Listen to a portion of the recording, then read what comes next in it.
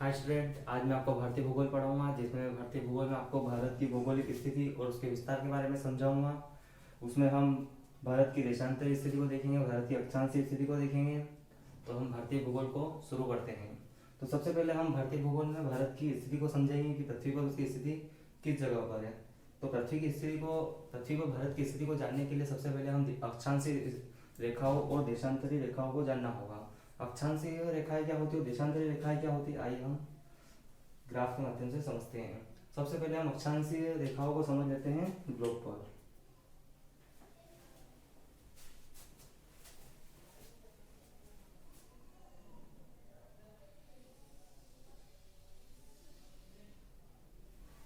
ये स्टूडेंट, ये ग्लोब है।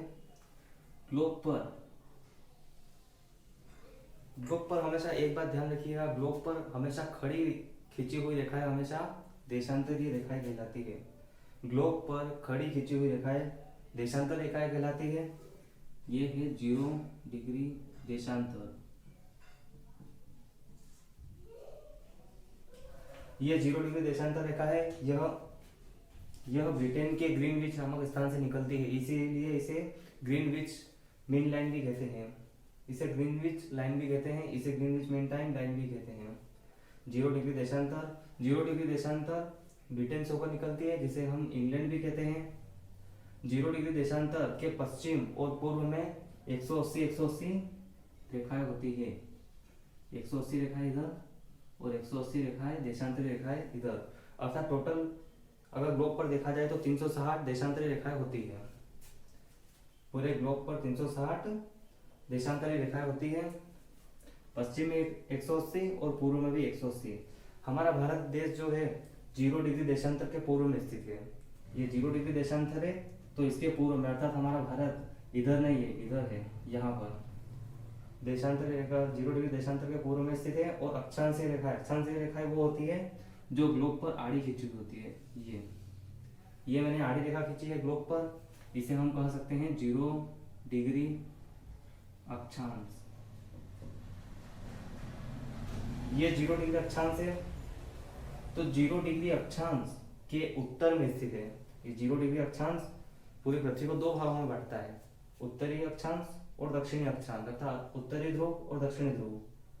ठीक है, तो 0 डिग्री अक्षांश पृथ्वी के मध्य में स्थित है। तो 0 डिग्री अक्षांश के उत्तर में भारत स्थित है, अर्थात 0 डिग्री के दक्षिण में ऑस्ट्रेलिया, न्यूजीलैंड आदि देश 0 डिग्री अक्षांश के नीचे आते हैं। तो इस प्रकार से हमारा भारत 0 डिग्री के ऊपर आता है।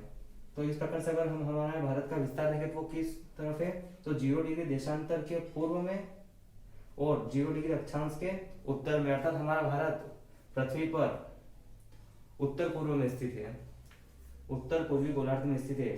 ठीक है, हमारा भारत पृथ्वी पर उत्तर पूर्वी गोलार्ध, अर्थात ये वाला गोलार्ध है, ये गोलार्ध है उत्तर पूर्वी गोलार्ध। भारत देश की स्थिति पृथ्वी पर उत्तर पूर्वी गोलार्ध में स्थित है। अक्षांश रेखाओं में हम देखें, अक्षांश रेखाएं कुल 181 अक्षांश रेखाएं होती है। मैं आपको पहले बता देता हूँ, कुल एक ग्लोब पर 181 अक्षांश रेखाएं होती है और 360 देशांतर रेखाएं होती है। अक्षांश रेखाओं में 0 डिग्री के ऊपर अर्थात यहाँ पर 90 रेखाएं होगी और नीचे भी 90 रेखाएं होगी। 90 रेखाएं 0 डिग्री अक्षांश के ऊपर और 90 रेखाएं 0 डिग्री अक्षांश के नीचे होगी, अर्थात ये दोनों मिलाकर 180 रेखाएं बनाती है और एक 0 डिग्री अक्षांश खुद मिल करके 181 अक्षांश रेखाएं बनाती है। तो हमने यह जाना है कि देशांतर रेखाएं ग्लोब पर कुल 360 है और अक्षांश रेखाएं 181 है। 180 दो पार्ट में विभाजित है हमारी देशांतर रेखाएं, पूर्व और पश्चिम में, और देशांतर रेखाएं, ठीक है, और अक्षांश रेखाएं उत्तर और दक्षिणी भाग में विभाजित है 90-90।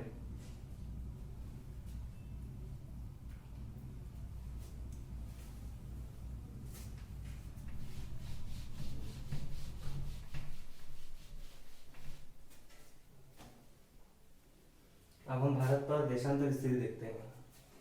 यह भारत के ये पश्चिमी भाग और ये पूर्वी भाग, ये उत्तरी भाग और ये दक्षिणी भाग।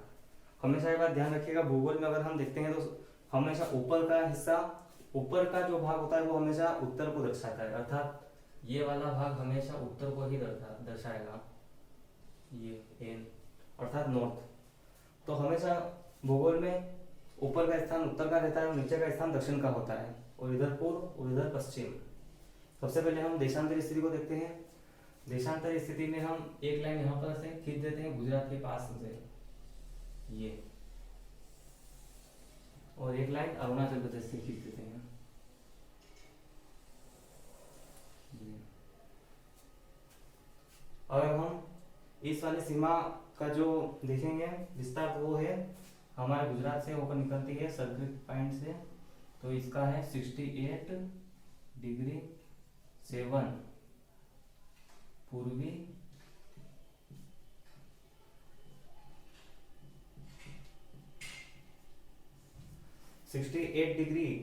पूर्वी देशांतर से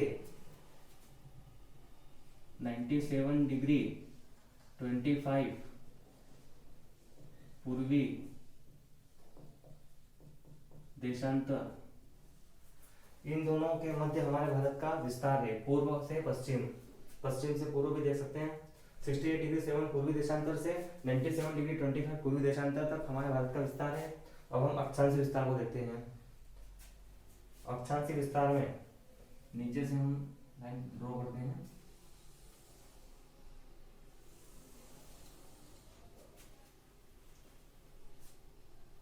एक लाइन ऊपर की उत्तर में, ये भारत की मुख्य भूमि का जो सबसे नीचे का पॉइंट है, इसका मान है 8 डिग्री 4 उत्तरी अक्षांश, 8 डिग्री 4 उत्तरी अक्षांश से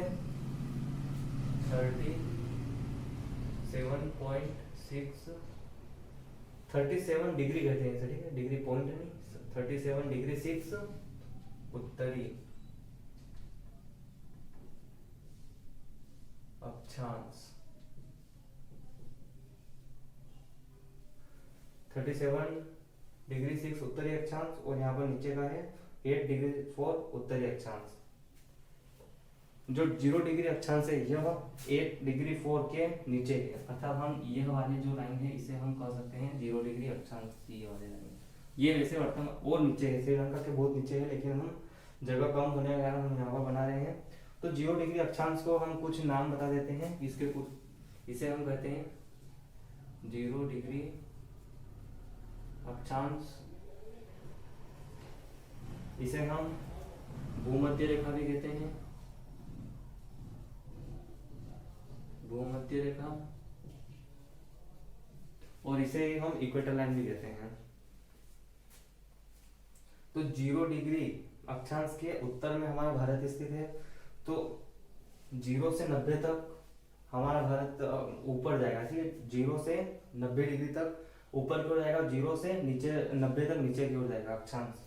तो हिसाब से यह उल्टा चलता है, 0 डिग्री के ऊपर फिर 8 डिग्री 4 आएगा, फिर उसके ऊपर यहाँ पर लास्ट वाला अपने भारत आएगा 37 डिग्री 6 उत्तरी अक्षांश। इसी प्रकार देशांतर में भी है, देशांतर में भारत 0 डिग्री देशांतर के पूर्व में स्थित है, तो 0 डिग्री के बाद यहाँ 68 डिग्री आ गई, 68 डिग्री से 97 डिग्री तक भारत का विस्तार है।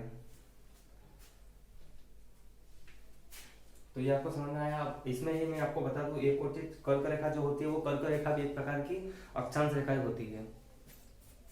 ये मैं यहाँ पर कर्क रेखा खींच रहा हूँ,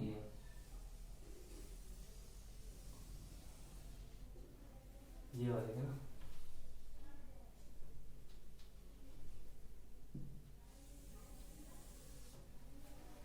ये है कर्क रेखा।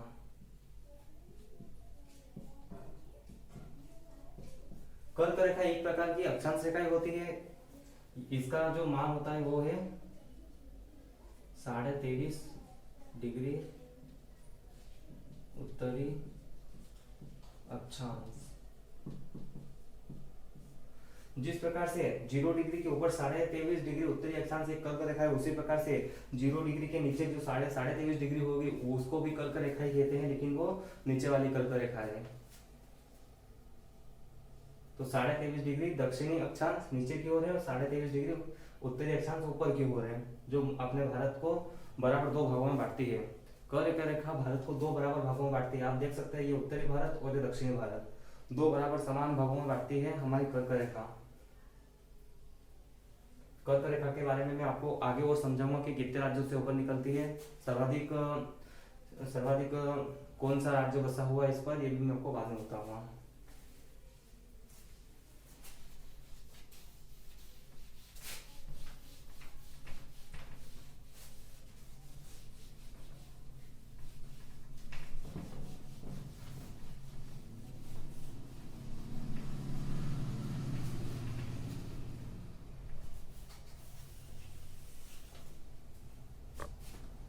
मैं आपको देशांतर रेखा में समय निकालना बताऊंगा कि किस प्रकार से पृथ्वी पर समय का विभाजन होता है देशांतर रेखाओं के द्वारा। तो यह हम समझेंगे समय का विभाजन। मानक समय रेखा से हम किस प्रकार से हम समय को ज्ञात कर सकते हैं, पृथ्वी पर किस स्थान पर कितनी बची हुई है। तो ये हमारी पूर्वी देशांतर और ये भी हमारी पश्चिमी देशांतर। इसका मान था 68.7 पूर्वी देशांतर।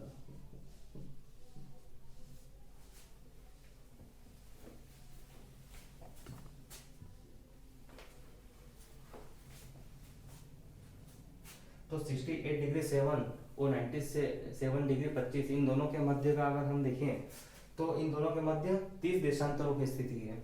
68.7 और 97.25 इन दोनों के बीच में कुल 30 डिग्रियों का अंतर है। तो ये जो 30 डिग्री होती है, तो आपने देखा होगा कोई सी भी गोल वस्तु होती है वो 360 डिग्री की होती है। हम फुटबॉल को भी देखेंगे, हम पृथ्वी को भी देखेंगे, तो हर एक गोल वस्तु 360 डिग्री की होती है। हम एक उदाहरण के साथ समझेंगे। जिस प्रकार से एक वृत्त होता है, तो वृत्त में 4 पेड़ होते हैं 90-90 डिग्री के, 90-90, 180, 270 और 360, अर्थात 4 पेड़ मिलकर के कुल 360 डिग्री बना करके एक वृत्त का निर्माण करता है। हर एक गोल वस्तु 360 डिग्री की होती है। उसी प्रकार हमारी पृथ्वी भी गोल है, तो पृथ्वी भी 360 डिग्री की होती है। जिस प्रकार से हमने देखा देशांतर रेखा 180 + 180 360 डिग्री की हो जाती है, तो 360 डिग्री मिलकर के पूरा एक ग्लोब बनाती है। तो इसमें समझेंगे कि 360 डिग्री में से 30 डिग्री का विस्तार हमारे भारत में है। आपने देखा 68.7 और 97.25 इन दोनों के मध्य 30 डिग्री का अंतर है, 30 देशांतरों का अंतर है। तो इसमें हम मान निकालना सीखेंगे। अगर पृथ्वी अपने अक्ष पर पश्चिम से पूर्व की ओर घूमती है, अर्थात ये पश्चिम, पश्चिम से ये पूर्व, इस प्रकार से पृथ्वी घूमती है पश्चिम से पूर्व। ये सब आप नोट कीजिएगा, पश्चिम से पूर्व। हमारी पृथ्वी पश्चिम से पूर्व अपने घूर्णन पर एक चक्कर घूमने में कुल 24 घंटे का समय लेती है। अर्थात ये जो पृथ्वी है यह अपने ही अक्ष पर 360 डिग्री घूमने में कुल 24 घंटे का समय लेती है। 24 घंटे, ठीक, ये 24 घंटे बराबर है 360 डिग्री के। यहाँ तक आपको समझ में आ गया होगा कि 24 घंटे होते हैं 360 डिग्री के, क्योंकि हमारी पृथ्वी 360 डिग्री अर्थात अपने एक ही अक्ष पर घूमने में 24 घंटे का समय लेती है 360 डिग्री। तो हम इसमें 24 घंटे बराबर कितने मिनट होते हैं, तो 24 घंटे बराबर होते हैं 24 घंटे बराबर होते हैं 1440 मिनट। यहां तक आपको समझ में आया। 24 घंटे बराबर होते हैं 1440 मिनट के। अब अगर हम 1 मिनट का 1 डिग्री का अगर मान निकाले कि 1 डिग्री घूमने में पृथ्वी को कितना समय लगेगा, तो हम कुछ नहीं करेंगे, सीधे 1440 में 360 डिग्री का भाग दे देंगे। इससे हमें पता चल जाएगा कि 1 डिग्री बराबर कितने मिनट होते हैं। 12 से काटता हूं, ये 36, ये 12, ये 4, अर्थात 1 डिग्री घूमने में हमें 4 मिनट का समय लगता है पृथ्वी को। हमारी पृथ्वी को एक अपने अक्ष पर 1 डिग्री घूमने में 4 मिनट का समय लगता है। तो आपको ये बात समझ में आ गई होगी। 1 डिग्री बराबर अगर 4 मिनट होते हैं और 24 घंटे बराबर 1440 मिनट होते हैं, तो हमारी पृथ्वी पर भारत का विस्तार 30 देशांतरों का है, अर्थात 30 डिग्री है। इन दोनों के मध्य 30 डिग्री का अंतराल है। तो 1 डिग्री बराबर 4 मिनट होते हैं, तो 30 डिग्री बराबर कितने होंगे, हम यहाँ पर चूंकि करके लिख लेते हैं। चूंकि 1 डिग्री बराबर 4 मिनट, तो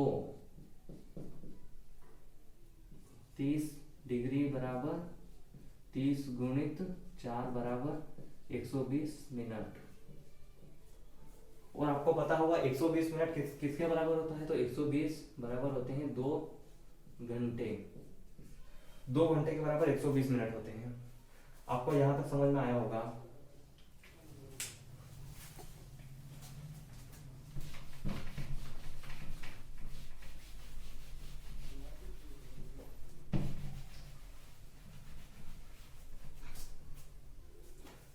तो जो 2 घंटे का अंतराल आया है हमारे भारत पर, गुजरात से लेकर अरुणाचल प्रदेश, इन दोनों बिंदुओं के मध्य का जो समय का जो अंतराल है वो है 2 घंटे का। अर्थात हम साफ साफ ये बता सकते हैं कि अगर अरुणाचल प्रदेश में सुबह 5 बजे सूर्योदय होगा तो वही सूर्योदय गुजरात में 7 बजे होगा। सूर्य तो अपने एक ही स्थान पर स्थित है, सूर्य कॉन्सेंट्रेट है बिल्कुल। हमारी पृथ्वी घूर्णन करती है जिसके कारण सूर्योदय हर स्थान पर अलग अलग होता है। इसी प्रकार हमारे भारत का जो फैलाव है वो हिसाब से हमारे भारत का फैलाव बहुत ज्यादा है। 2 घंटे का अंतराल आता है हमारे भारत में पूर्व से पश्चिम देशांतर के मध्य। तो अगर अरुणाचल प्रदेश में सुबह की 5 बजे होगी, तो अगर सुबह के 5 बजे सूर्योदय अरुणाचल प्रदेश में होगा तो वही सूर्योदय गुजरात में 7 बजे होगा। अर्थात इन दोनों के मध्य 2 घंटे का अंतर होता है। तो ऐसा नहीं है कि हमारे भारत में जो अरुणाचल प्रदेश में 5 बजेगी, यहाँ पर 3 बजेगी, यहाँ पर 8 बजेगी, यहाँ पर 6 बजेगी, ऐसा नहीं है। हमारे भारत में हर जगह पर बिल्कुल एक ही समय रहता है। अगर गुजरात में 8 बजेगी तो अरुणाचल प्रदेश में भी 8 बजेगी, जम्मू कश्मीर में भी 8 बजेगी और तमिलनाडु में भी 8 ही बजेगी। ऐसा इसलिए होता है क्योंकि हमारे भारत सरकार ने इन दोनों डिग्री, ये जो 68 डिग्री 7 और 97 डिग्री 25, इन दोनों के मध्य की जो रेखा है इसे 82 सहित 1/2 डिग्री पूर्वी देशांतर, यह रेखा हमारे भारत का समय का निर्धारण करती है। यह रेखा इन दोनों के मध्य की है। तो यह रेखा इस प्रकार से भारत से निकलती है। ये इसे हम कहेंगे, ये रेखा, ये है 102 डिग्री पूर्वी देशांतर। 82.5 डिग्री पूर्वी देशांतर के द्वारा हमारे भारत का समय निर्धारित होता है। इतना आपको समझ में आया। इन दोनों के मध्य की जो रेखा है वो 82.5 डिग्री है। 68 डिग्री 7 और 97 डिग्री 25, इन दोनों के मध्य की रेखा 82.5 डिग्री है और इसी के द्वारा हमारे भारत का समय लिया जाता है। एक प्रश्न पूछा जाता है कि हमारे भारत का समय किस जगह से लिया जाता है। तो किस जगह से लिया जाता है, वो जगह है ये उत्तर प्रदेश। मैं थोड़ा सा मिटा देता हूँ, यहाँ पर जगह हो जाएगी लिखने के लिए।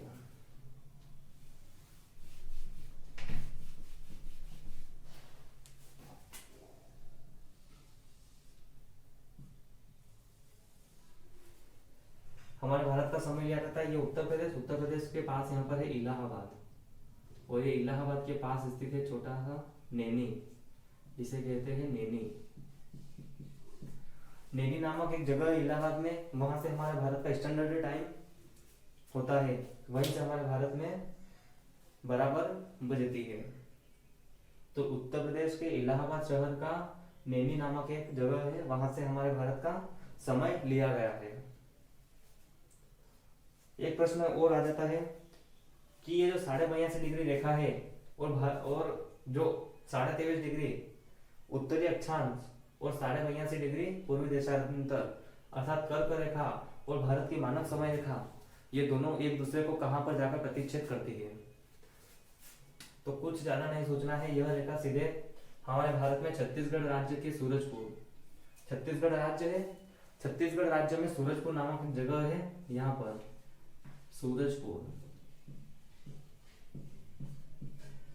इन सब बातों को आप नोट कर लीजिएगा। ये सूरजपुर है, सूरजपुर में जाकर के यह दोनों रेखा एक दूसरे को प्रतिच्छेद करती है। भारत की मानक समय रेखा और भारत की ये है विश्व की कर्क रेखा। कर्क रेखा को हम 23.5 डिग्री उत्तरी अक्षांश कहते हैं और 82.5 डिग्री पूर्वी देशांतर को हम भारत की मानक समय रेखा कहते हैं। एक और चीज इसमें समझ लीजिए कि जो भारत की मानक समय रेखा ये कुल कितने राज्यों से होकर निकलती है। तो भारत की मानक समय रेखा यह भारत के कुल 5 राज्यों से होकर निकलती है। आइए हम इसको विस्तार पूर्वक अध्ययन करते हैं इसका।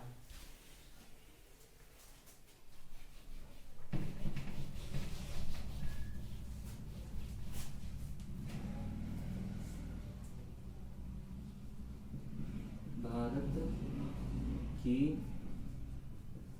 मानक समय रेखा यह कुल कितने राज्यों से होकर निकलती है। तो यह कुल 5 राज्यों से होकर निकलती है भारत के। सबसे पहला है उत्तर प्रदेश, दूसरा मध्य प्रदेश, तीसरा छत्तीसगढ़, ये उत्तर प्रदेश, मध्य प्रदेश, ये छत्तीसगढ़। छत्तीसगढ़ के नीचे उड़ीसा और उड़ीसा के नीचे आता है आंध्र प्रदेश।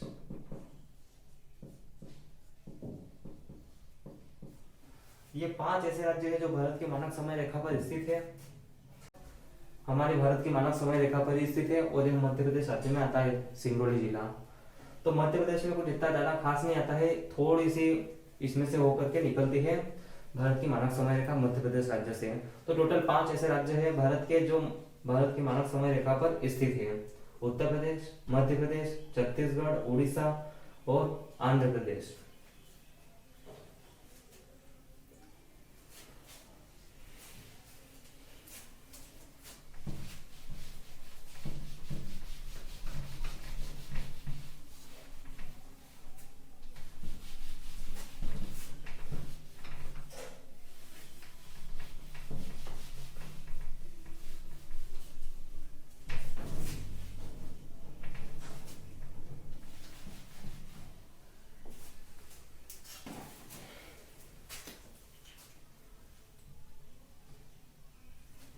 अब हम भारत की उत्तर से लेकर दक्षिण तक, पूर्व से लेकर पश्चिम तक का विस्तार देख लेते हैं।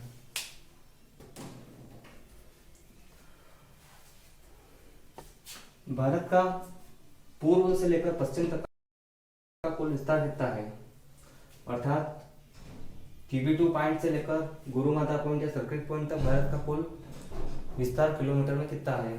तो वो विस्तार है यहाँ अरुणाचल प्रदेश से लेकर गुजरात तक, यह कुल है पूर्व से पश्चिम तक भारत का विस्तार। तो ये है 2933 किलोमीटर। 2933 किलोमीटर भारत का उत्तर से पूर्व से लेकर पश्चिम तक का कुल विस्तार है। अब भारत का उत्तर से लेकर दक्षिण तक का कुल विस्तार देख लेते हैं। तो भारत का उत्तर से लेकर, यहां से हम समझ लेते हैं, उत्तर से दक्षिण तक का विस्तार कितना है। लेह से लेकर के कन्याकुमारी तक 3214 किलोमीटर। 3214 किलोमीटर कुल उत्तर से लेकर दक्षिण तक का भारत का विस्तार है। लेह से लेकर लद्दाख तक और पूर्व से पश्चिम अरुणाचल प्रदेश से लेकर गुजरात तक। ये हमारे भारत के विस्तार की बात हो गई है। इसे आप जरूर नोट कीजिएगा कि भारत का पूर्व से लेकर पश्चिम तक का विस्तार कितना है, भारत का उत्तर से लेकर दक्षिण तक का विस्तार कितना है। तो हमें याद करने में ज्यादा कठिनाई नहीं होगी।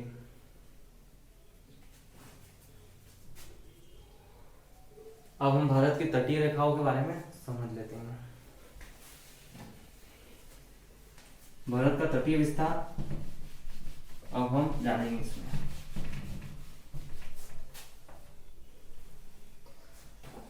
देखिए, भारत एक प्रायद्वीपीय देश है। प्रायद्वीपीय देश का अर्थ होता है जो तीन ओर से पानी से घिरा हुआ हो। अगर कोई ऐसा छोटा भूखंड हो जो पानी से घिरा हुआ, उसे हम अंतरिक्ष कहते हैं, अंतरिक्ष। लेकिन अगर कोई बड़ा हिस्सा हो जिसके तीनों ओर पानी हो, अर्थात समुद्र हो, और उसके एक सिरा भूखंड से जुड़ा हुआ हो, तो उसे हम प्रायद्वीप कहते हैं।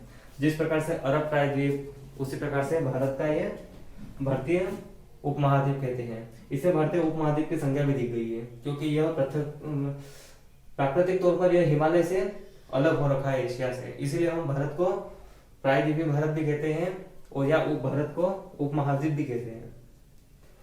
तो प्रायद्वीपीय भारत के ऐसे कौन कौन से राज्य हैं जो तटीय सीमा बनाते हैं? तो सबसे पहले हम जान लेते हैं कि भारत की तटीय सीमा की टोटल लंबाई कितनी, अर्थात गुजरात से लेकर कोलकाता तक, पश्चिम बंगाल तक कुल कितनी लंबाई भारत की है, तटीय लंबाई। तो तटीय लंबाई के बारे में हम जान लेते हैं। पहले हम जानेंगे मुख्य भूमि के बारे में, उसके बाद हम जानेंगे द्वीपों को मिला करके भारत की तटीय सीमा की कुल लंबाई कितनी है। तो सबसे पहले भारत की मुख्य भूमि की तटीय, कोष्टक में समुद्री लिख लेना, समुद्री तटीय विस्तार, तटीय विस्तार कितना है? मुख्य भूमि का तटीय विस्तार है 6100 किलोमीटर, 6100 किलोमीटर। गुजरात से पश्चिम बंगाल तक इसकी टोटल लंबाई देखें किलोमीटर में, तो ये है 6100 किलोमीटर भारत की मुख्य भूमि की तटीय लंबाई है। अब हम द्वीपों को मिलाकर, द्वीप अर्थात लक्षद्वीप पश्चिम में, पूर्व में अंडमान और निकोबार द्वीप, इनके बारे में हम चर्चा करेंगे। ये यहाँ पर स्थित है, मैं आपको बता देता हूँ इनकी अवस्थिति। ये इस प्रकार से जुड़े हुए हैं, ये भारत से ही है। 4-5 द्वीप है जो मुख्य बड़े बड़े द्वीप है, अंडमान निकोबार, बृहद निकोबार, इसमें निकोबार, बहुत सारे ऐसे छोटे छोटे द्वीप है। इधर लक्षद्वीप है, लक्षद्वीप की अवस्थिति इस प्रकार है ये। तो इनकी भी कुछ तटीय लंबाई होगी, यह भी द्वीप है। तो यह भारत के हिस्से, इसीलिए हम इनको मुख्य भूमि में नहीं जोड़ते हैं, क्योंकि यह भारत से पृथक हो रखे हैं जलीय रूप से। तो अगर हम भारत की कुल तटीय लंबाई की बात करें, भारत की कुल तटीय लंबाई की बात करें, भारत की कुल तटीय विस्तार, तो वो है 7516, 7516.6 किलोमीटर। 7516.6 किलोमीटर भारत की तटीय सीमा की कुल लंबाई है, अर्थात इसमें अंडमान निकोबार द्वीप समूह आ गए, लक्षद्वीप भी आ गया, और भारत की जो मुख्य तटीय रेखा है इनकी भी लंबाई आ गई। तो कुल मिलाकर के 7516.6 किलोमीटर भारत की कुल तटीय लंबाई है। भारत के अब हम ऐसे राज्यों के बारे में चर्चा करेंगे जो भारत के समुद्री तटीय सीमा पर स्थित है। कौन सा ऐसा राज्य है जो सर्वाधिक तटीय सीमा बनाता है, कौन सा ऐसा राज्य जो सबसे कम तटीय सीमा बनाता है, ऐसा कौन सा दक्षिण भारत का राज्य जो सर्वाधिक तटीय सीमा बनाता है, इन सब के बारे में हम अब चर्चा करेंगे।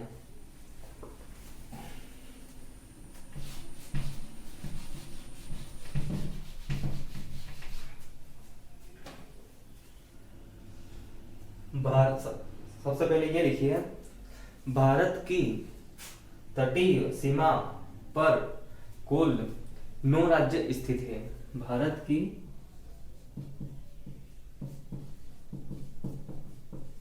तटीय सीमा पर कुल 9 राज्य स्थित है। अब हम इन्हें पश्चिम से पूर्व की ओर क्रमशः देखेंगे। पहला गुजरात, मैं आपको इनके स्थान के बारे में बाद में बताऊंगा, पहले मैं यहाँ पर लिख देता हूँ। पहला गुजरात, दूसरा महाराष्ट्र, तीसरा गोवा, चौथा कर्नाटक, पांचवा केरल, छठा तमिलनाडु, सातवां आंध्र प्रदेश, आठवां उड़ीसा और नौवां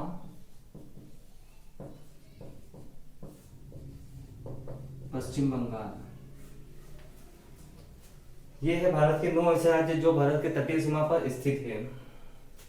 इनमें सर्वाधिक तटीय सीमा कौन सा राज्य बनाता है? तो वो है गुजरात। गुजरात भारत का एक ऐसा राज्य है जो सर्वाधिक समुद्री तटीय रेखा बनाता है। सर्वाधिक समुद्र तटीय सीमा बनाने वाला भारतीय राज्य कौन सा है? तो वो है गुजरात। अगर दक्षिण भारत का राज्य पूछा जाए कि दक्षिण भारत का ऐसा कौन सा राज्य जो सर्वाधिक सीमा बनाता है, तो वो है आंध्र प्रदेश। इनकी अवस्थिति के बारे में मैं आपको बता देता हूँ। ये है आंध्र प्रदेश, ये है गुजरात, ये महाराष्ट्र, ये गोवा, ये कर्नाटक, ये है केरल, ये है तमिलनाडु, ये है उड़ीसा और ये है पश्चिम बंगाल। ये 9 राज्य हैं जो भारत के समुद्र तटीय सीमा पर स्थित है। केंद्र शासित प्रदेश की बात करें, भारत के ऐसे कौन से केंद्र शासित प्रदेश हैं जो समुद्री सीमा पर स्थित है? तो भारत के 2 ऐसे केंद्र शासित प्रदेश हैं जो समुद्री सीमा पर स्थित है, लक्षद्वीप और इधर है अंडमान और निकोबार द्वीप समूह। ये भारत की वैसे तो समुद्र में ही है, द्वीप है एक प्रकार के, इसीलिए। तो ये आपको समझ में आया भारत के कौन कौन से ऐसे राज्य है जो समुद्री सीमा पर स्थित है। सर्वाधिक सीमा कौन सा राज्य लगाता है? एक और पॉइंट बता देता हूँ, सबसे कम सीमा लगाने वाला कौन सा राज्य है समुद्र से? तो वो है गोवा। गोवा सबसे कम समुद्री सीमा लगाता है। एक छोटा सा राज्य है गोवा दक्षिण भारत का, यह सबसे कम सीमा लगाता है समुद्र में भारत की।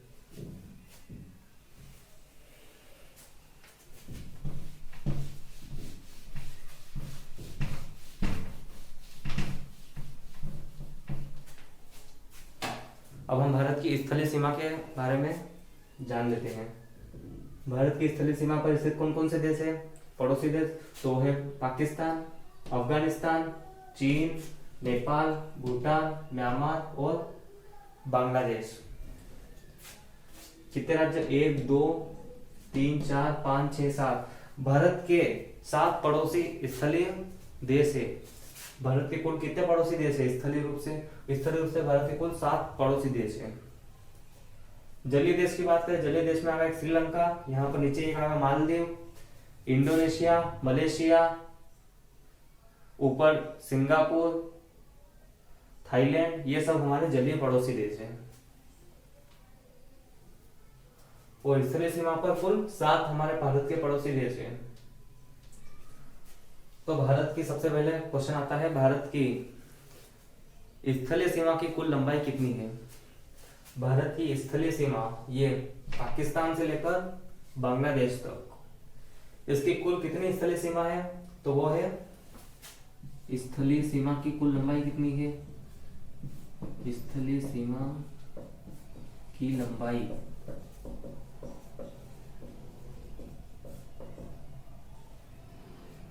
15,200 किलोमीटर। 15,200 किलोमीटर भारत की स्थलीय सीमा की कुल लंबाई है।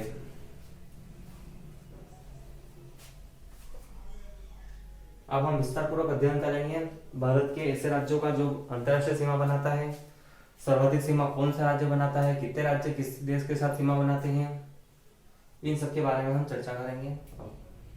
तो सबसे पहले हम शुरुआत करते हैं पाकिस्तान से, कि पाकिस्तान से कौन सा राज्य सीमा बनाता है, सर्वाधिक सीमा कौन सा राज्य बनाता है, इन सब के बारे में।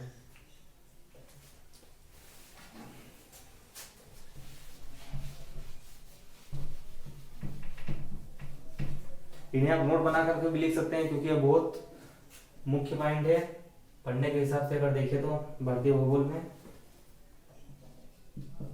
पाकिस्तान की अवस्थिति देखिए तो पाकिस्तान भारत की अवस्थिति से पश्चिम में स्थित है। पाकिस्तान भारत से पश्चिम में स्थित एक पड़ोसी देश है। पाकिस्तान के साथ भारत के कुल कितने राज्य सीमा लगाते हैं? तो पाकिस्तान के साथ भारत के कुल 3 राज्य सीमा बनाते हैं। पाकिस्तान के साथ भारत के कुल 3 राज्य अंतरराष्ट्रीय सीमा बनाते हैं और 2 केंद्र शासित प्रदेश, भारत के 2 केंद्र शासित प्रदेश पाकिस्तान के सीमा बनाते हैं। इस हिसाब से कुल भारत के केंद्र शासित प्रदेश और राज्यों को मिलाकर के भारत के कुल 5 ऐसे केंद्र शासित प्रदेश और राज्य है जो पाकिस्तान के साथ सीमा बनाते हैं। सबसे पहले हम यह देख लेते हैं कितने किलोमीटर लंबी सीमा बनाता है पाकिस्तान भारत के साथ। तो पाकिस्तान जो है वो भारत के साथ कुल 3,323 किलोमीटर 3,323 किलोमीटर लंबी सीमा बनाता है। पॉइंट डलकर लिख लीजिएगा। पाकिस्तान भारत के साथ कुल 3,323 किलोमीटर लंबी सीमा बनाता है। कौन कौन से ऐसे भारतीय राज्य हैं जो पाकिस्तान की सीमा पर स्थित है, तो उनके बारे में हम चर्चा कर लेते हैं। पहला है नीचे से गुजरात, दूसरा राजस्थान, तीसरा पंजाब। ये 3 तो ऐसे राज्य हो गए। अब केंद्र शासित प्रदेश की बात करें तो केंद्र शासित प्रदेश है जम्मू कश्मीर और एक है लद्दाख। 2 केंद्र शासित प्रदेश और 3 राज्य ये पाकिस्तान के साथ सीमा बनाते हैं। सर्वाधिक सीमा बनाने वाला भारत का कौन सा राज्य है, तो वो है राजस्थान। राजस्थान पाकिस्तान के साथ सर्वाधिक सीमा बनाता है, लगभग 1060 किलोमीटर लंबी सीमा बनाता है पाकिस्तान के साथ राजस्थान। लेकिन अक्सर ये तो सवाल नहीं पूछे जाते कि पाकिस्तान राजस्थान के साथ कितनी किलोमीटर लंबी सीमा बनाता है, ऐसा कुछ भी नहीं पूछा जाता है किलोमीटर में। हम तो बस यहाँ तक याद कर सकते हैं कि राजस्थान सबसे ज्यादा सीमा बनाता है पाकिस्तान के साथ। जब जम्मू कश्मीर और लद्दाख एक ही थे, जिस समय यह केंद्र शासित प्रदेश न होकर एक राज्य के रूप में अस्तित्व में थे, तब जम्मू कश्मीर सर्वाधिक सीमा पाकिस्तान के साथ लगाता था। उस समय राजस्थान नहीं था। लेकिन जब जम्मू कश्मीर का विघटन हुआ, दोनों एक राज्य 2 केंद्र शासित प्रदेश में विभाजित हो गए, तब से राजस्थान सर्वाधिक सीमा लगाता है जम्मू कश्मीर के साथ, इस पाकिस्तान के साथ। सॉरी, तो सर्वाधिक सीमा बनाने वाला राज्य कौन सा है? ये है राजस्थान। गुजरात ये यहाँ की सीमा बनाता है, यहाँ से ये वाले। राजस्थान, यहाँ पर पंजाब और यहाँ पर जम्मू कश्मीर, ऊपर का लद्दाख।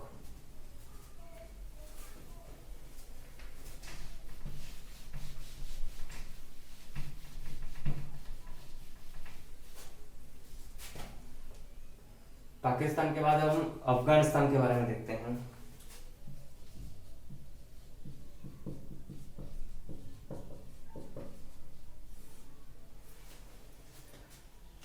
देखिए स्टूडेंट, अफगानिस्तान एक ऐसा देश है जो भारत के साथ स्थायी रूप से भारत के साथ सीमा नहीं बनाता है।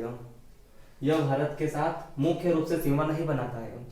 अफगानिस्तान जो है पीओके के साथ सीमा बनाता है, जो पाकिस्तान अधिकृत कश्मीर के नाम से जाना जाता है। यह पाकिस्तान के कब्जे वाला एक इलाका है, जम्मू कश्मीर में ही पीओके के नाम से जाना जाता है। इसे पाकिस्तान ने हमारे भारत से हड़प लिया था, जिसके बाद से यह पाकिस्तान के अंदर ही है और इसका नाम दिया गया है पीओके, अर्थात पाकिस्तान ऑक्यूपाइड कश्मीर। तो अफगानिस्तान जो है वो पीओके के साथ सीमा लगाता है, इसलिए हम भारत सरकार यह दावा करते हैं कि पीओके अभी भी हमारा ही है। तो इस हिसाब से अफगानिस्तान भारत के साथ सिर्फ और सिर्फ पीओके के साथ सीमा लगाता है। और कितने किलोमीटर लंबी सीमा लगाता है, तो वो है 96 किलोमीटर। 96 किलोमीटर लंबी कुल लंबाई है भारत और अफगानिस्तान के मध्य। तो आपको यहाँ तक समझ में आया कि अफगानिस्तान मुख्य रूप से भारत के साथ कोई सीमा नहीं लगाता है, ये सिर्फ पीओके के साथ सीमा लगाता है। वो किसके साथ लगाता है, तो पीओके के साथ लगाता है। इसके साथ कोई ऐसा भारतीय राज्य जुड़ा हुआ नहीं है। इसके बाद हम अब चीन के बारे में देखते हैं।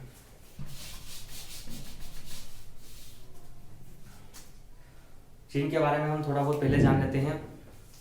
चीन भारत के उत्तर में स्थित एक विशाल देश है। चीन भारत के उत्तर में स्थित एक विशाल देश है। यह देश इतना विशाल है कि यह भारत से 3 गुना बड़ा देश है। भारत से 3 गुना बड़ा देश है चीन, अर्थात हमारे भारत जैसे पूरे 3 देश चीन में समा सकते हैं आसानी से। तो चीन एक विशाल देश है, भारत के उत्तर में स्थित। अब हम चीन के बारे में जान लेते हैं। चीन और भारत के मध्य कुल कितने किलोमीटर लंबी सीमा रेखा है? तो वो है 3488 किलोमीटर। 3488 किलोमीटर कुल भारत और चीन के मध्य सीमा रेखा की लंबाई है। इसमें है लद्दाख, हिमाचल प्रदेश, उत्तराखंड, सिक्किम और अरुणाचल प्रदेश। कुल 5 ऐसे भारतीय राज्य हैं जो चीन के साथ सीमा बनाते हैं। इसमें 4 मुख्य राज्य और एक केंद्र शासित प्रदेश है। तो हम राज्यों के बारे में जान लेते हैं। ऐसे कौन कौन से राज्य हैं जो चीन के साथ सीमा साझा करते हैं? पहला लद्दाख, दूसरा हिमाचल प्रदेश, तीसरा उत्तराखंड, चौथा सिक्किम और पांचवा है अरुणाचल।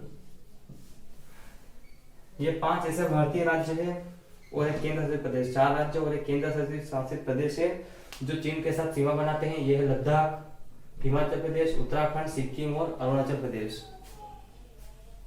सर्वाधिक सीमा बनाने वाला भारतीय राज्य कौन सा है इनमें? तो इनमें सर्वाधिक सीमा बनाता है अरुणाचल प्रदेश। अरुणाचल प्रदेश सर्वाधिक सीमा चीन के साथ बनाता है और चीन और अरुणाचल प्रदेश के मध्य की सीमा को हम मैकमोहन रेखा भी कहते हैं। मैकमोहन रेखा भारत और चीन के मध्य नहीं है। वैसे तो भारत और चीन के मध्य ही है, लेकिन यह मुख्य रूप से अरुणाचल प्रदेश और चीन के मध्य है। अरुणाचल प्रदेश भारत का ही एक राज्य है, इसलिए हम इसे भारत और चीन के मध्य की रेखा भी कहते हैं। तो ऐसा नहीं है कि हम लद्दाख और चीन के मध्य की सीमा को मैकमोहन रेखा कहेंगे, हिमाचल प्रदेश और चीन के मध्य की सीमा को मैकमोहन रेखा कहेंगे, ऐसा नहीं है। हम इनको नहीं कहेंगे, सिर्फ और सिर्फ अरुणाचल प्रदेश और चीन की सीमा को ये हम मैकमोहन रेखा कह सकते हैं। और अगर देश की बात करें तो भारत और चीन के मध्य मैकमोहन रेखा है, लेकिन हम डायरेक्टली नहीं कर सकते इस प्रकार से, क्योंकि हमें अंदर तक जानना पड़ता है कि आखिरकार वो कौन सी रेखा है जो भारत और चीन के मध्य है। कौन सा राज्य जुड़ा हुआ? तो वो है अरुणाचल प्रदेश। तो ये 5 ऐसे भारतीय राज्य है जो चीन के साथ जुड़े हुए हैं। सर्वाधिक अरुणाचल प्रदेश सीमा बनाता है, बाकी 4 में एक तो केंद्र शासित प्रदेश है लद्दाख। कुल कितनी किलोमीटर लंबी सीमा लगाता है? तो वो 3488 किलोमीटर कुल लंबाई है भारत और चीन के मध्य सीमा रेखा की। नेपाल के बारे में जान लेते हैं।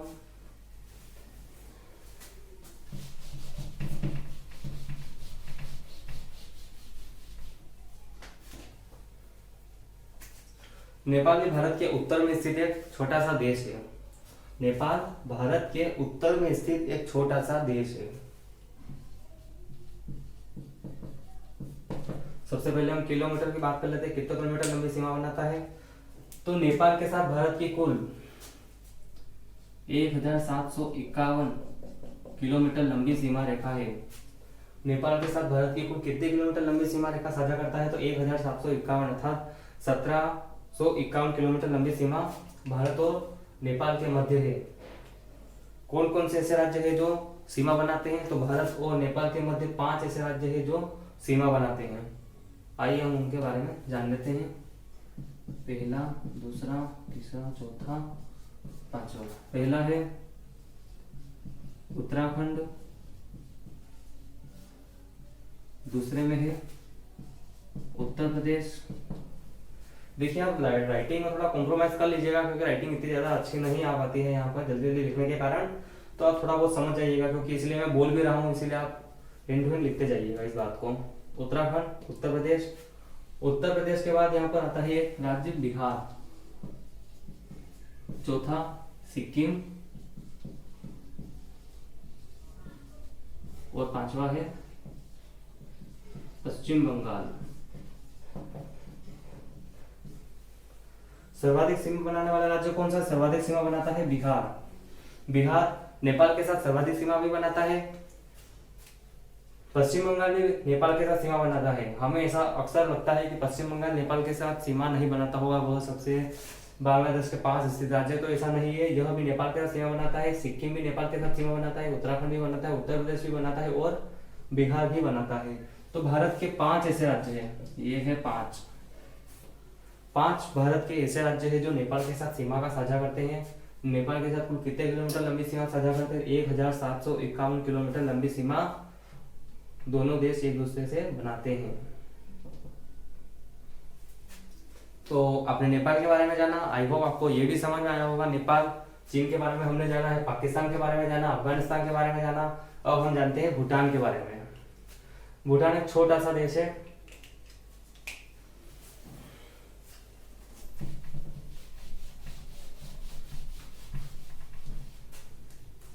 भूटान भारत के उत्तर में स्थित एक छोटा सा देश है, भूटान। और प्रश्न बनता है कि भूटान के साथ भारत कुल कितने किलोमीटर लंबी सीमा बनाता है? तो भूटान भारत के साथ कुल 699 किलोमीटर लंबी सीमा बनाता है। ये बात आप आसानी से याद रख सकते हैं, 700 में एक कम करके, 700 से एक कम करेंगे तो 699 किलोमीटर, और 699 किलोमीटर लंबी सीमा भारत भूटान के साथ बनाता है। ठीक है, तो आप आसानी से याद भी कर सकते हैं भूटान और भारत के बारे में। तो भारत के ऐसे कौन कौन से राज्य हैं जो भूटान के साथ सीमा बनाते हैं, उसके बारे में हम चर्चा करेंगे। तो भारत के साथ भूटान कुल 4 ऐसे राज्य हैं जो भूटान के साथ सीमा बनाते हैं, तो उनके बारे में हम जान लेते हैं। पहला, दूसरा, तीसरा और चौथा।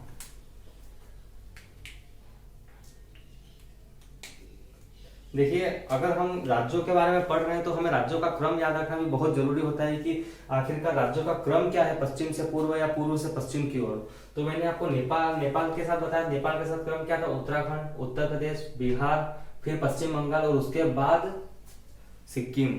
तो क्रम भी हमें याद करते रहना है। चीन का क्रम पूछे तो चीन का लद्दाख, हिमाचल प्रदेश, उत्तराखंड, सिक्किम और अरुणाचल प्रदेश। पाकिस्तान का पूछे, पाकिस्तान का गुजरात, अब राजस्थान, पंजाब और जम्मू कश्मीर और लद्दाख।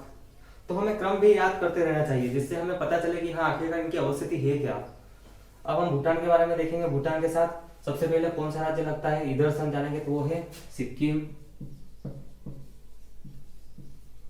सिक्किम के बाद यहाँ पर लगता है पश्चिम बंगाल।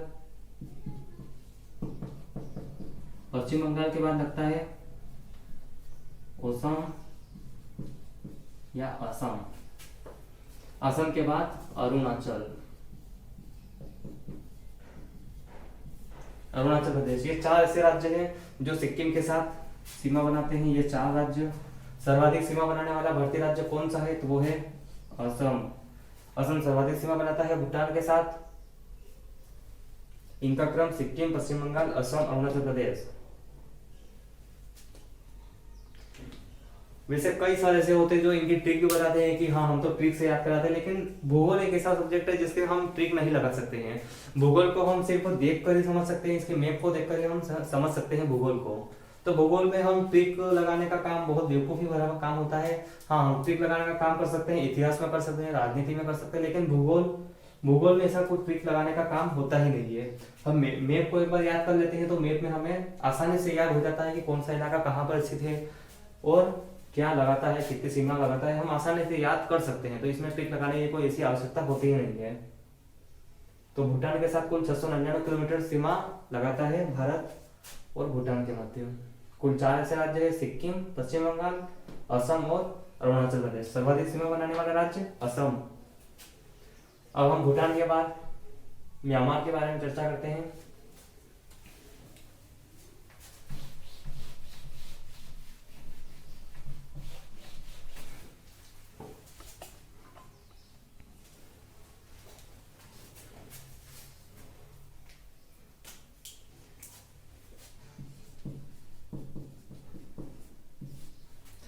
म्यांमार भारत के पूर्व में स्थित एक देश है। म्यांमार भारत के पूर्व में स्थित है। इसका सबसे पहले हम अगर किसी देश के बारे में अगर जान रहे हैं तो हमें सबसे पहले यह जानना जरूर होता है कि उस देश की अवस्थिति क्या है। तो भारत के सामने अगर म्यांमार की अवस्थिति देखें, भारत के पूर्व में स्थित म्यांमार एक देश है। कुल कितने किलोमीटर लंबी सीमा रेखा बनाता है? तो वो है 1643 किलोमीटर। 1643 किलोमीटर कुल सीमा बनाता है म्यांमार भारत के साथ। अब ऐसे कौन कौन से राज्य है जो सीमा बनाते हैं? तो म्यांमार के साथ भारत के कुल 4 राज्य हैं, 4 भारतीय राज्य है जो म्यांमार के साथ सीमा बनाते हैं। आइए हम उसके बारे में जान लेते हैं। पहला, दूसरा, तीसरा और ये चौथा। क्रम वाइज याद रखना बहुत जरूरी होता है। सबसे पहले ऊपर से देखेंगे तो आता है अरुणाचल प्रदेश।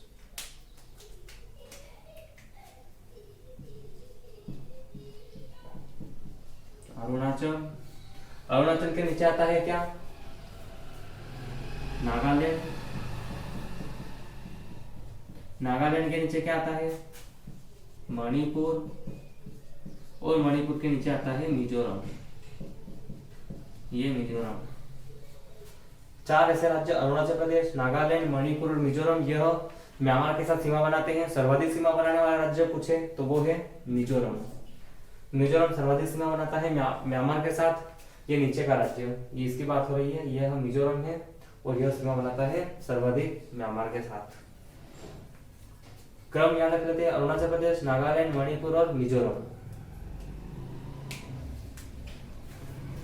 तो हमने म्यांमार के बारे में भी जान लिया है।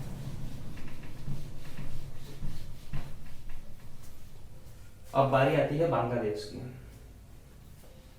हम बांग्लादेश की वैसे अवस्थिति नहीं बता सकते हैं क्योंकि बांग्लादेश एक प्रकार से तीनों ओर से भारत के साथ ही घिरा हुआ है, तो इसकी अवस्थिति हम नहीं बता सकते हैं क्योंकि यह भारत के उत्तर में, भारत के दक्षिण में भी स्थित है, भारत के पूर्व में भी स्थित है, भारत के पश्चिम में भी स्थित है। तो हम बांग्लादेश के बारे में जान लेते हैं। अगर मुख्य रूप से देखें तो भारत के पूर्व में स्थित है क्योंकि मेन मुख्य भारत इधर है, इसके पूर्व में बांग्लादेश।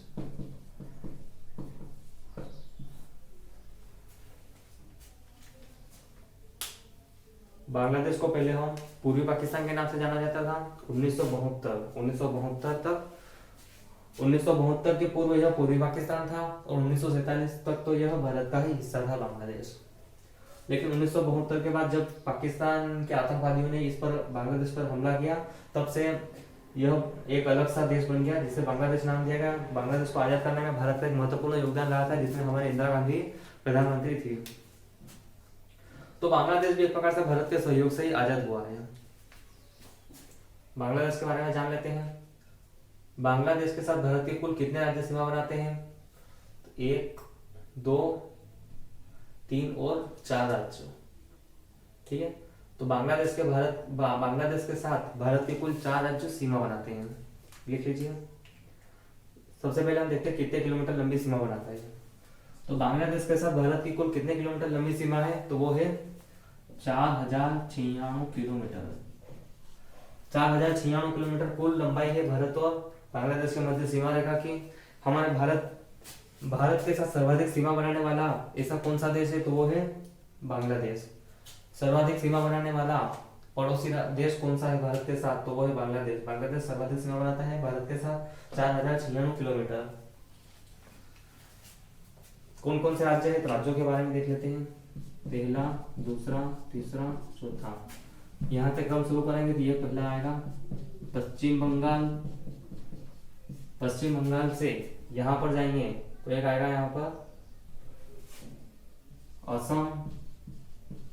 तो 4 राज्य की जगह 5 राज्य कर लीजिएगा। सॉरी, आप गलती हो गई यहाँ पर गिनने में। 5 राज्य है, ठीक है। पश्चिम बंगाल, असम, तीसरा है मेघालय, चौथा है त्रिपुरा और 5वां मिजोरम।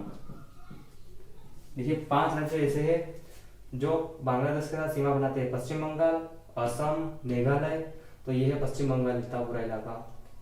असम की बात करें, असम यहाँ पर थोड़ी सी सीमा यहाँ पर लगाता है, उसके बाद यहाँ पर भी असम सीमा लगाता है। असम 2 बार सीमा लगाता है बांग्लादेश के साथ। मेघालय, तो ये ऊपर का राज्य जो है ये मेघालय आता है। त्रिपुरा, ये त्रिपुरा नीचे लटका हुआ है। मिजोरम भी यहाँ पर सहारे के साथ खड़ा हुआ एक मिजोरम राज्य है। तो कुल 5 ऐसे राज्य है बांग्लादेश के साथ सीमा बनाते हैं। सर्वाधिक सीमा की बात करें, सर्वाधिक सीमा बनाने वाला राज्य है पश्चिम बंगाल। पश्चिम बंगाल बांग्लादेश के साथ सर्वाधिक सीमा बनाने वाला भारतीय राज्य है। बांग्लादेश और भारत के मध्य कौन सी सीमा रेखा है? तो वह शून्य रेखा, 0 रेखा या शून्य रेखा। इसे आप नोट डालकर लिख लीजिएगा कि भारत और बांग्लादेश के मध्य कौन सी सीमा रेखा है? तो वह है शून्य रेखा, भारत और बांग्लादेश के मध्य। भारत और बांग्लादेश के मध्य में अगर पूछ ले कौन से राज्य के साथ स्थित है, तो वो है त्रिपुरा राज्य। त्रिपुरा और बांग्लादेश के मध्य है जीरो लाइन। पाकिस्तान और गुजरात के साथ पूछे कौन सी लाइन है, तो वो है सर्कलिक लाइन। चाइना और अरुणाचल प्रदेश के मध्य कौन सी रेखा है, तो वो है मैकमोहन लाइन। पाकिस्तान और भारत के मध्य तो रेडक्लिफ रेखा।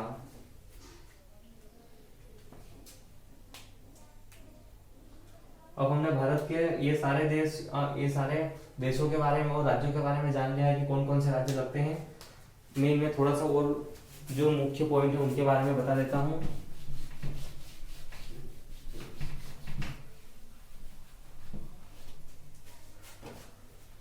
भारत के कुल 16 ऐसे राज्य हैं जो अंतरराष्ट्रीय सीमा बनाते हैं।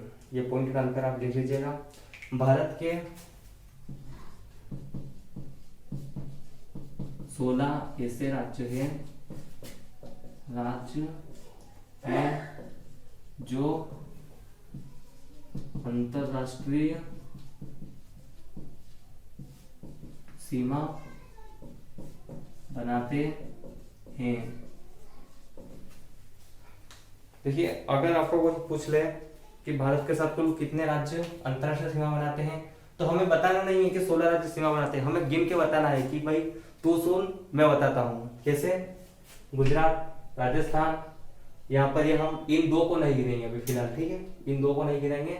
ये जो जम्मू कश्मीर और लद्दाख और ये केंद्र शासित प्रदेश है। तो गुजरात, राजस्थान, पंजाब, हिमाचल प्रदेश, उत्तराखंड, उत्तर प्रदेश, बिहार, पश्चिम बंगाल, यहाँ पर आ गया ये सिक्किम, ये असम, मेघालय, त्रिपुरा, मिजोरम, मणिपुर, नागालैंड और अरुणाचल प्रदेश। ये ऐसे भारतीय राज्य है, 16 राज्य है जो अंतरराष्ट्रीय सीमा पर स्थित है। दो केंद्र शासित प्रदेश कौन कौन से हैं, तो वो है जम्मू कश्मीर और लद्दाख, ये अंतरराष्ट्रीय सीमा पर स्थित है। तो भारत के ऐसे कितने राज्य हैं जो अंतरराष्ट्रीय सीमा नहीं बनाते हैं, तो भारत के 12 ऐसे राज्य हैं जो अंतरराष्ट्रीय सीमा नहीं बनाते हैं। भारत में कुल 28 राज्य है, 28 में से 16 राज्य अंतरराष्ट्रीय सीमा बनाते हैं, तो 12 ऐसे राज्य हैं जो अंतरराष्ट्रीय सीमा नहीं बनाते हैं। इसमें कोई दो राय की बात नहीं कि हमें पता नहीं हो सकता, हमें मैप के द्वारा ही पता लगा लेना चाहिए कि कौन कौन से राज्य अंतरराष्ट्रीय सीमा बनाते हैं।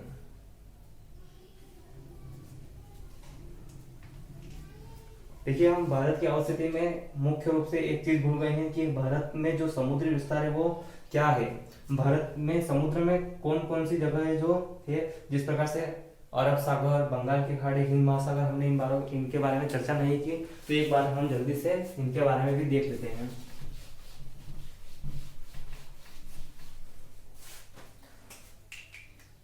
तो सबसे पहले हम देखेंगे भारत के पूर्व में क्या है, तो ये है बंगाल की खाड़ी, बे ऑफ बंगाल, बंगाल की खाड़ी, जिसे हम बे ऑफ बंगाल भी कहते हैं। भारत के पूर्व में है अरब सागर, अरेबियन सी। भारत के दक्षिण में क्या है, तो वो है हिंद महासागर, हिंद महासागर। गुजरात में यहाँ पर दो खाड़ी है। सबसे ऊपर की खाड़ी इसे हम कहते हैं कच्छ की खाड़ी, कच्छ की खाड़ी, और ये नीचे की जो खाड़ी है इसे हम कहते हैं खंबात की खाड़ी, खंबात की खाड़ी। अब हम भारत और श्रीलंका के मध्य देखते हैं। भारत और श्रीलंका के मध्य कौन सी खाड़ी है, तो भारत और श्रीलंका के मध्य हमें मुख्य रूप से याद रखना है, ये सवाल बहुत ज्यादा पूछे जाते हैं। भारत और श्रीलंका के मध्य कौन सी खाड़ी, तो वो है मन्नार की खाड़ी। मन्नार की खाड़ी किन दो देशों के मध्य स्थित है, तो मन्नार की खाड़ी भारत और श्रीलंका के मध्य स्थित है। एक सवाल और पूछा जाता है भारत और श्रीलंका के मध्य एक और कौन सी चीज है, वो है पाक स्ट्रेट, अर्थात पाक जल डमरू मध्य। जल डमरू मध्य कहाँ स्थित है, भारत और श्रीलंका के मध्य ही पाक जल डमरू मध्य स्थित है।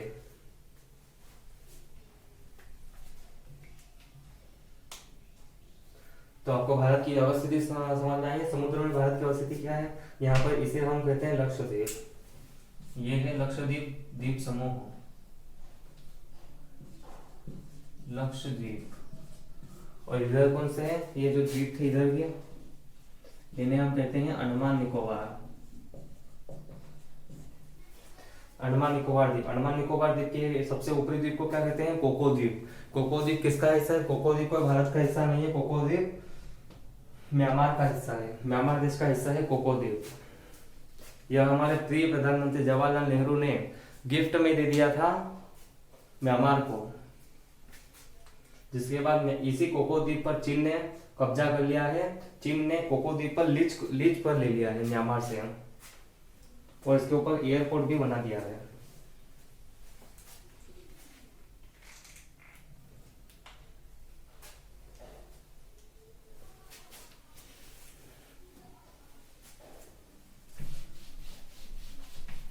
अब हम जल्दी से एक बार कर्क रेखा के बारे में देख लेते हैं। कर्क रेखा के बारे में हमें जानना बहुत जरूरी है, ये एक महत्वपूर्ण रेखा है।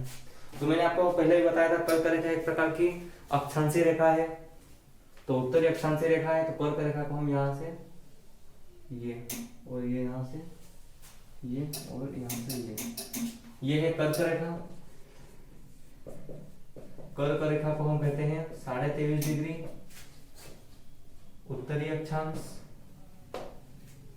भारत के कुल कितने राज्यों से होकर निकलती है कर्क रेखा? तो भारत के कुल 8 राज्यों से होकर निकलती है। कर्क रेखा के बारे में लिख देते हैं। कर्क रेखा भारत के कुल 8 राज्यों से होकर निकलती है। कौन कौन से ऐसे भारतीय राज्य है जो कर्क रेखा पर स्थित है? इनका हम सबसे पहले क्रम के बारे से ध्यान रखेंगे कि क्रम कौन क्या क्या है इसका, गुजरात से लेकर मिजोरम तक। तो हम सबसे पहले क्रमबद्ध याद करते हैं। पहला राज्य, दूसरा, तीसरा, चौथा और 5वां। यहाँ पर जगह 6वां, 7वां और यह जगह 8वां। सबसे पहला राज्य कर्क रेखा पर स्थित है गुजरात। दूसरा राजस्थान। तीसरा मध्य प्रदेश। चौथा छत्तीसगढ़। 5वां झारखंड। 6ठा पश्चिम बंगाल। 7वां त्रिपुरा और 8वां मिजोरम। ये 8 ऐसे भारतीय राज्य हैं जो कर्क रेखा पर स्थित हैं। क्रमबद्ध हम याद रख सकते हैं। गुजरात, राजस्थान, मध्य प्रदेश, छत्तीसगढ़, झारखंड, पश्चिम बंगाल, त्रिपुरा और मिजोरम। ये 8 राज्य हैं। इनमें एक प्रश्न और बनता है कि सर्वाधिक कर्क रेखा की लंबाई सर्वाधिक भारत में किस राज्य में स्थित है? तो आप आराम से बता सकते हैं कि कौन सा राज्य है, वो है मध्य प्रदेश। मध्य प्रदेश में से सर्वाधिक से लगी हुई है, कर्क रेखा सर्वाधिक निकलती है। तो भारत के 8 ऐसे राज्य हैं जो कर्क रेखा पर स्थित है।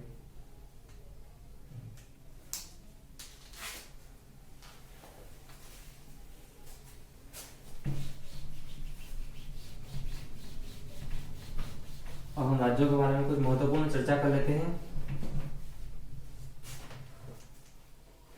इनको आप पॉइंट डालकर जरूर लिख लेना जो मैं अब बता रहा हूं वो।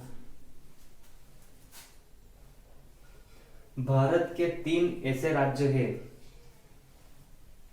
भारत के 3 ऐसे राज्य हैं जो 3 देशों के साथ अंतरराष्ट्रीय सीमा बनाते हैं।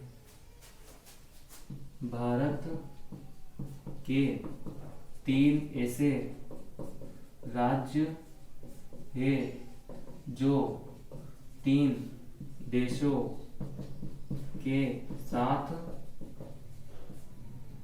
सीमा बनाते हैं।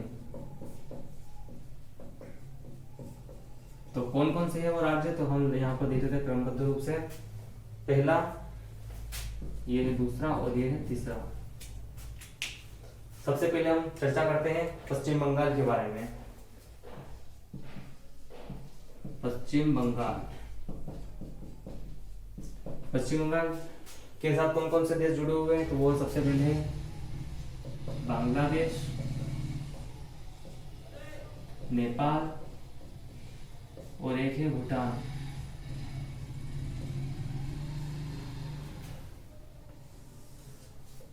ये राज्य पश्चिम बंगाल राज्य इन 3 देशों के साथ जुड़ा हुआ है, नेपाल, भूटान और बांग्लादेश।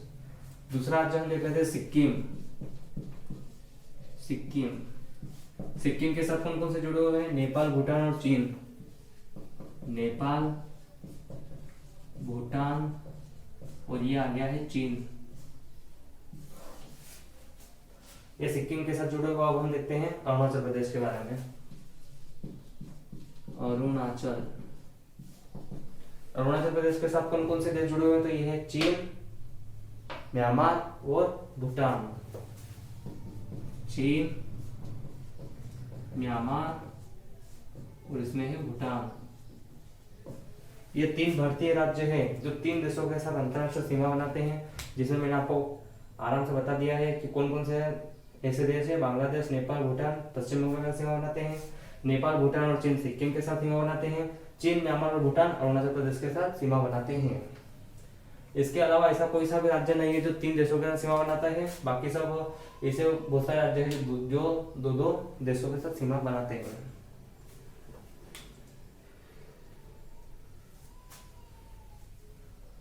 अब हम भारत के जो मुख्य बिंदु हैं उनके बारे में चर्चा करते हैं। देखिए, वैसे मेरे को पता है वीडियो बहुत ज़्यादा लंबा हो गया है, देखने में आपको परेशानी होती होगी, लेकिन इस एक ही वीडियो में हम भारत के पूरा भौगोलिक अवस्थिति को कंप्लीट कर लेंगे। भारत के जितनी भी उसकी अवस्थिति क्या है, उसके विस्तार के बारे में। तो चैप्टर का नाम ही यही था, भारत की अवस्थिति और विस्तार। तो हमें उसमें यह सब पढ़ना बहुत जरूरी हो जाता है।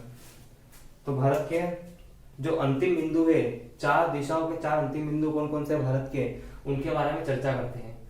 सबसे पहले हम देखते हैं भारत का सबसे उत्तरी बिंदु। सबसे उत्तरी बिंदु इसके नीचे आता है सबसे दक्षिणी बिंदु, इसके नीचे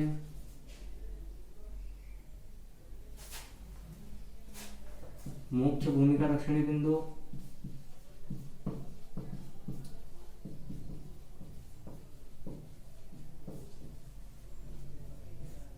सबसे पूर्वी बिंदु,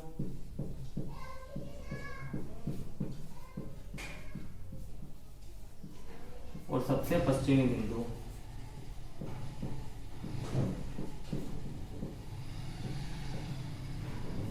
सबसे पश्चिमी बिंदु। तो भारत का सबसे उत्तरी बिंदु कौन सा है? तो भारत का सबसे उत्तरी बिंदु लद्दाख में स्थित है, और वो है इंदिरा कॉल। भारत का सबसे दक्षिणी बिंदु, सबसे दक्षिणतम बिंदु अंडमान निकोबार द्वीप में स्थित बृहद निकोबार द्वीप पर स्थित है इंदिरा पॉइंट। इंदिरा पॉइंट। मुख्य भूमि का सबसे दक्षिणतम बिंदु, मुख्य भूमि का सबसे दक्षिणतम बिंदु यहाँ पर ये कन्याकुमारी पर स्थित है। इसे हम कहते हैं केप केमोरिन। Cap Comorin. सबसे पूर्वी बिंदु तो ये अरुणाचल प्रदेश में स्थित, इसे हम कहते हैं किबिटू या किबिटू।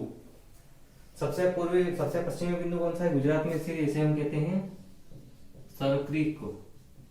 सरक्रिक पॉइंट, या इसे हम कहते हैं गुरु माता पॉइंट। गुरु माता। तो ये मुख्य बिंदु हो गए हैं भारत के। सबसे अंतिम बिंदु, सबसे उत्तरी बिंदु इंदिरा कॉल, सबसे दक्षिणी बिंदु तो इंदिरा पॉइंट, मुख्य भूमि का सबसे दक्षिणतम बिंदु केप केमोरिन, सबसे पूर्वी बिंदु किबिटू, सबसे पश्चिमी बिंदु सर्किट पॉइंट। किबिटू अरुणाचल प्रदेश में है, सर्किट पॉइंट है